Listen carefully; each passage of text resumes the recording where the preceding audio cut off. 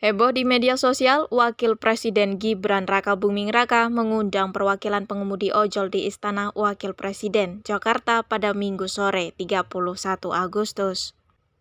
Gibran bersedia mendengarkan 8 perwakilan pengemudi ojol yang berasal dari berbagai perusahaan transportasi daring terkemuka, termasuk Gojek, Grab, Maxim, dan InDrive.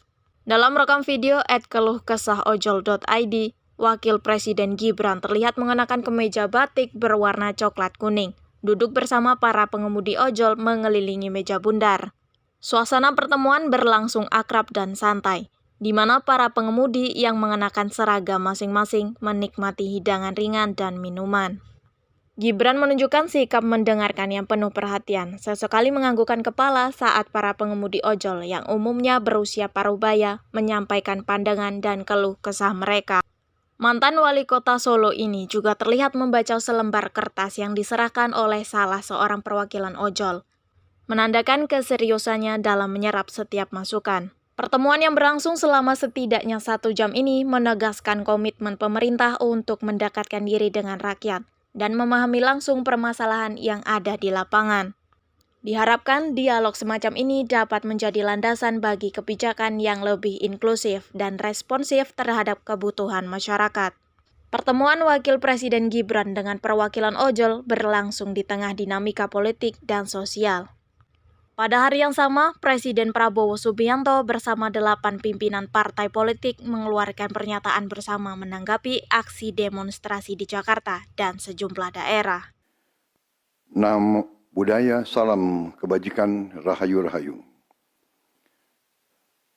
Saudara-saudara sebangsa dan setanah air, hari ini saya didampingi Presiden Republik Indonesia kelima, Ibu Megawati Soekarno Putri, Ketua Majelis Permusyawaratan Rakyat Republik Indonesia, Saudara Ahmad Muzani, Ketua DPR RI, Saudari Puan Maharani, Ketua DPD RI, Saudara Sultan Najamuddin, Wakil Ketua Umum Partai Demokrat, Saudara Ibas Yudhoyono, tapi mewakili Ketua Umum yang sedang dalam perjalanan dari Tiongkok. Kemudian Sekretaris Jenderal Partai Keadilan Sejahtera karena mewakili Ketua Umumnya yang sedang berada di luar kota. Saya juga didampingi Ketua Umum Partai Golongan Karya, Saudara Bahlil Lahadalia, Ketua Umum Partai Kebangkitan Bangsa, Saudara Muhaimin Iskandar, Ketua Umum Partai Amanat Nasional, Saudara Zulkifli Hasan, dan Ketua Umum Partai Nasdem, Nasional Demokrat, Saudara Surya Paloh. Kita tadi sudah membahas perkembangan situasi negara dan izinkan saya membacakan pernyataan. Saudara-saudara sebangsa dan setanah air, dalam beberapa hari ini saya, Presiden Republik Indonesia, terus memantau perkembangan situasi yang terjadi di Jakarta dan beberapa kota lain di Indonesia.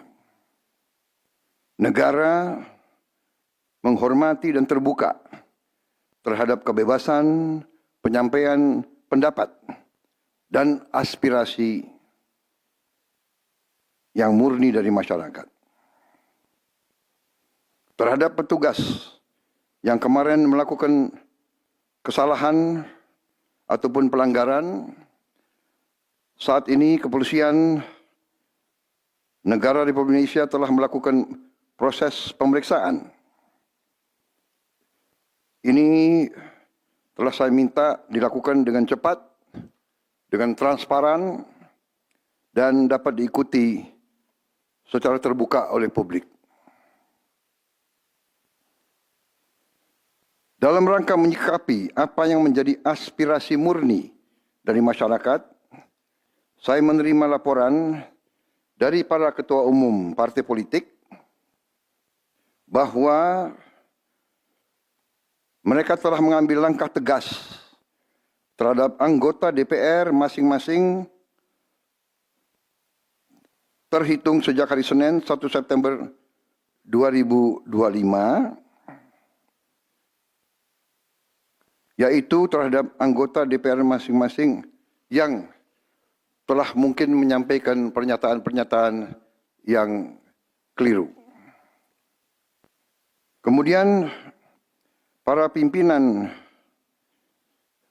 DPR menyampaikan akan dilakukan pencabutan beberapa kebijakan DPR RI, termasuk besaran tunjangan anggota DPR dan juga moratorium kunjungan kerja ke luar negeri.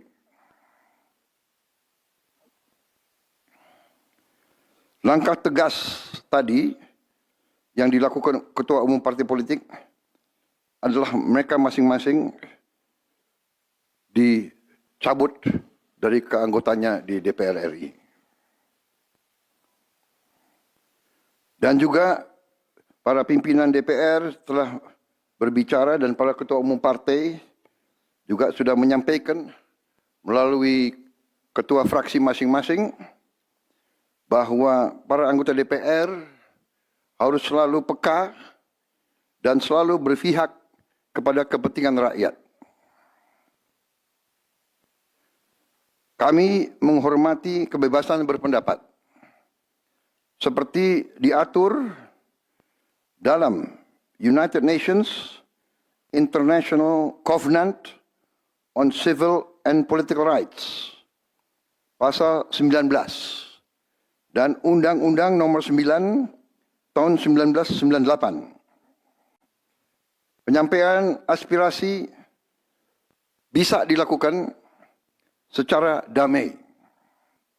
Namun, jika dalam pelaksananya terdapat kegiatan-kegiatan yang bersifat anarkis, destabilisasi negara,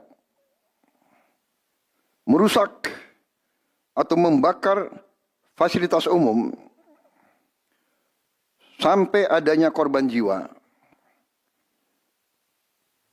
mengancam dan menjarah rumah-rumah dan instansi-instansi publik maupun rumah-rumah pribadi, hal itu merupakan pelanggaran hukum. Dan negara wajib hadir dan melindungi rakyatnya. Para aparat yang bertugas harus melindungi masyarakat, menjaga fasilitas-fasilitas umum yang dibangun dari uang rakyat. Aparat yang bertugas juga harus menegakkan hukum apabila ada pelanggaran-pelanggaran yang mengancam kehidupan masyarakat luas. Saudara-saudara sekalian, sekali lagi, aspirasi murni yang ingin disampaikan harus dihormati. Hak untuk berkumpul secara damai harus dihormati dan dilindungi. Namun, kita tidak dapat pungkiri bahwa sudah mulai kelihatan gejala adanya tindakan-tindakan di luar hukum, bahkan melawan hukum, bahkan ada yang mengarah kepada makar dan terorisme. Kepada pihak kepolisian dan TNI, saya perintahkan untuk mengambil tindakan yang setegas-tegasnya terhadap segala macam bentuk pengerusakan fasilitas umum, penjarahan terhadap rumah individu ataupun tempat-tempat umum atau sentra-sentra ekonomi, sesuai dengan hukum yang berlaku. Kepada seluruh masyarakat, silakan sampaikan aspirasi yang murni dan tuntutan dengan baik dan dengan damai. Kami pastikan akan didengar, akan dicatat, dan akan kita tindak lanjuti. Saudara-saudara sekalian, saya juga akan meminta pimpinan DPR untuk langsung mengundang tokoh-tokoh masyarakat, tokoh-tokoh mahasiswa, tokoh-tokoh dari kelompok-kelompok yang ingin menyampaikan aspirasinya supaya bisa diterima dengan baik dan langsung berdialog. Tadi sudah saya sampaikan, mereka pun sekarang sudah akan segera melakukan pencabutan terhadap beberapa kebijakan di DPR RI. Tadi saya sudah sampaikan besaran tunjangan kepada anggota DPR dan moratorium kunjungan kerja luar negeri sudah segera mereka tindak lanjuti, tetapi hal-hal lain yang ingin disampaikan juga dipersilakan disampaikan mengirim delegasi masing-masing ke DPR RI. Kepada pemerintah, saya juga perintahkan kepada semua KL untuk menerima utusan-utusan kelompok-kelompok yang ingin menyampaikan koreksi, menyampaikan kritik, menyampaikan perbaikan terhadap jalannya negara dan pemerintahan. Saudara-saudara sekalian, saya minta sungguh-sungguh seluruh warga negara untuk percaya kepada pemerintah, untuk tenang.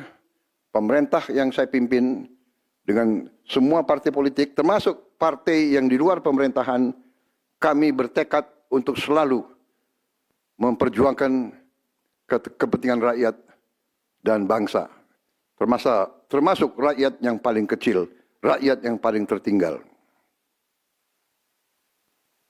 Mari kita jaga persatuan nasional. Indonesia di ambang kebangkitan. Jangan sampai kita terus diadu domba.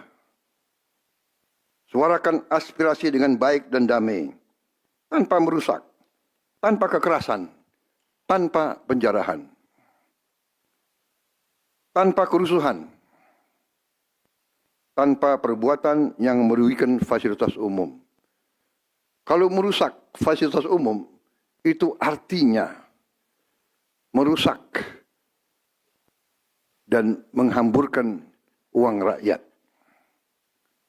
Mari kita saling mengingatkan keluarga kita untuk tidak mengikuti kegiatan yang dapat merugikan kepentingan umum. Saudara-saudara sekalian, kita waspada terhadap campur tangan kelompok-kelompok yang tidak ingin Indonesia sejahtera, tidak ingin Indonesia bangkit. Kita mari bersama-sama perbaiki semua kekurangan yang ada pada pemerintahan dan pada negara kita. Sekali lagi, semangat kita dari nenek moyang kita adalah gotong royong. Marilah kita bergotong royong, menjaga lingkungan kita, menjaga keselamatan semua keluarga kita, menjaga tanah air kita. Kita selalu diintervensi, selalu diadu domba. Jangan kita mau terus diadu domba. Saudara-saudara sekalian, demikian pernyataan saya setelah saya berunding dengan semua pimpinan partai, baik di dalam koalisi maupun yang di luar, dan semua pimpinan lembaga negara.